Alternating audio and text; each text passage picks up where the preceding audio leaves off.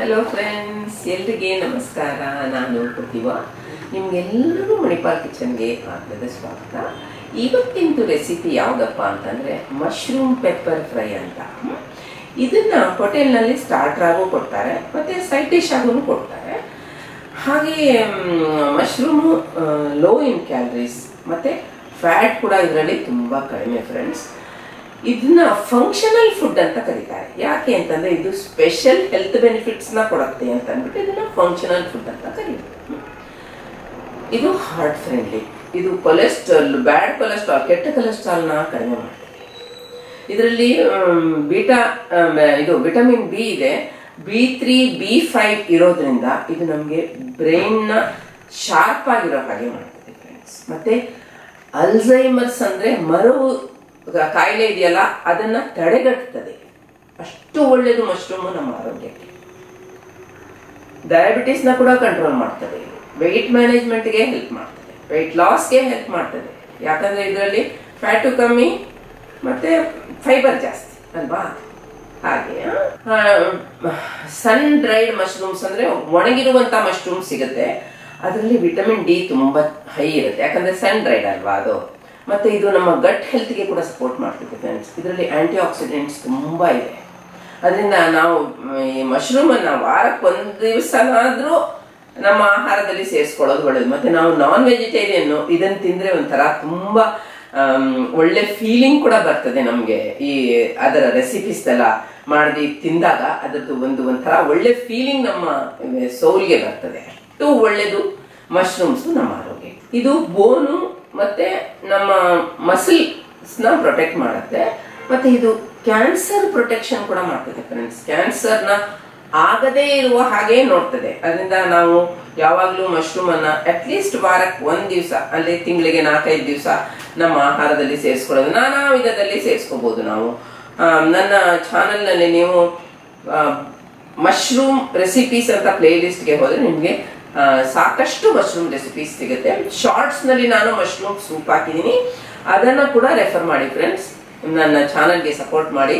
ನಾನು ಹಾಕಿದ ರೆಸಿಪಿ ನಿಮ್ಗೆ ಸ್ವಲ್ಪನಾದ್ರೂ ಇಷ್ಟ ಆದ್ರೆ ದಯಮಾಡಿ ಒಂದು ಲೈಕ್ ಕೊಡಿ. ಈ ಲಿಂಕ್ ನ ನಿಮ್ ಫ್ರೆಂಡ್ಸ್ ಜೊತೆ, ರಿಲೇಟಿವ್ಸ್ ಜೊತೆ ಶೇರ್ ಮಾಡಿ ಅಂತ ಅಂದ್ಬಿಟ್ಟು ಮುಂದೆ ನಾನು ಚಾನಲ್ ನಲ್ಲಿ ಮಶ್ರೂಮ್ ಪೆಪ್ಪರ್ ಫ್ರೈ ರೆಸಿಪಿನ ಪ್ರೆಸೆಂಟ್ ಮಾಡ್ತೀನಿ. ಇದನ್ನ ನೀವು ಸ್ಟಾರ್ಟರ್ ಅಂತ ಆದ್ರೂ ಕರಿಬಹುದು, ಅಥವಾ ನೀವು ಸೈಡ್ ಡಿಶ್ ಅಂತ ಆದ್ರೂ ಕರಿಬಹುದು. ಏನ್ ಬೇಕಾದ್ರೂ ನಿಮ್ಮ ಇಷ್ಟದಂತೆ ನೀವು ಕರಿಬಹುದು.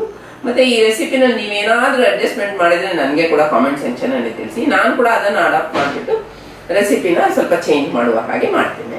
ಇಷ್ಟೆಲ್ಲ ಹೇಳ್ಬಿಟ್ಟು ನಾನು ಮುಂದೆ ರೆಸಿಪಿನ ಯೂಟ್ಯೂಬ್ ಪ್ರೆಸೆಂಟ್ ಮಾಡ್ತೀನಿ. ನಮಸ್ಕಾರ, ಮಣಿಪಾಲ್ ಕಿಚನ್ಗೆ ಆಧಾರದ ಸ್ವಾಗತ. ನಾನು ಪ್ರತಿಭಾ. ಇವತ್ತು ಫ್ರೆಂಡ್ಸ್ ನಾನು ನಿಮಗೆ ಮಶ್ರೂಮ್ ಪೆಪ್ಪರ್ ಫ್ರೈ ಅಂತ ಹೇಳ್ತಾರಲ್ಲ ಆ ರೆಸಿಪಿನ ತೊಗೊಂಡ್ಬಂದಿದ್ದೀನಿ. ಅದನ್ನು ನೀವು ಸ್ಟಾರ್ಟರ್ ಅಂತಿರೋ ಸೈಡ್ ಡಿಶ್ ಅಂತಿರೋ ಅದು ನಿಮಗೆ ಬಿಟ್ಟಿರೋದು. ಮಶ್ರೂಮು ಆ್ಯಕ್ಚುಲಿ ಕ್ಯಾಲರೀಸಲ್ಲಿ ತುಂಬ ಕಮ್ಮಿ, ಫೈಬರ್ ಇದೆ ಅದರಲ್ಲಿ ತುಂಬ. ಇದು ನೋಡಿ ಫ್ರೆಶ್ ಮಶ್ರೂಮ್ಸ್ ಈಗ ನಾನು ಕಟ್ ಮಾಡಿದ್ದೀನಿ. ಇನ್ನೂ ಏನೇನು ಬೇಕಂತ ನೋಡೋಣ. ಇದೆಲ್ಲ ಮಸಾಲೆಗೆ ಬೇಕಾಗಿರೋ, ನಾವು ಮಸಾಲೆ ತಯಾರು ಮಾಡಬೇಕಲ್ಲ ಅದು.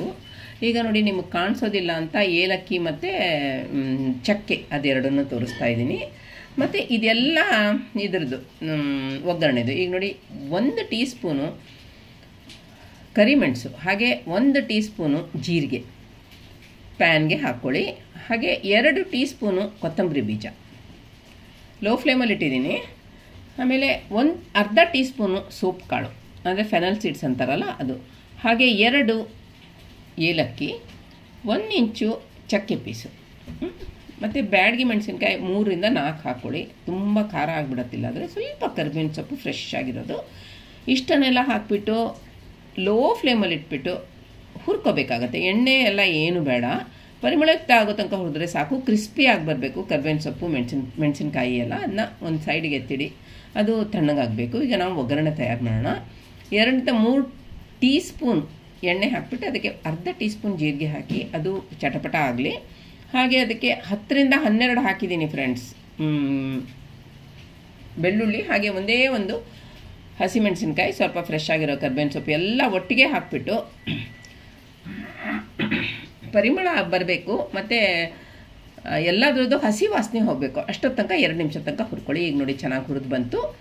ಈಗ ಒಂದು ನೀರುಳ್ಳಿ ಸಣ್ಣ ಕಟ್ ಮಾಡಿ ಹಾಕಿದ್ದೀನಿ, 1 ಕಪ್ ಆಗಿದೆ ಇದು.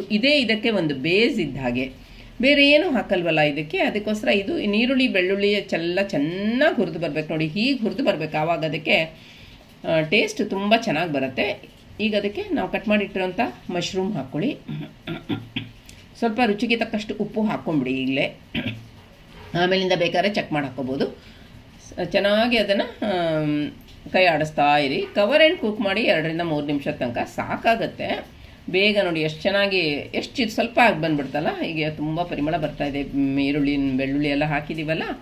ಈಗ ನೋಡಿ ಕುಕ್ ಆಯ್ತದು, ಪರ್ಫೆಕ್ಟಾಗಿ ಕುಕ್ ಆಗಿದೆ. ಸ್ವಲ್ಪ ನೀರಿನ ಅಂಶ ಇದೆ, ಪರವಾಗಿಲ್ಲ.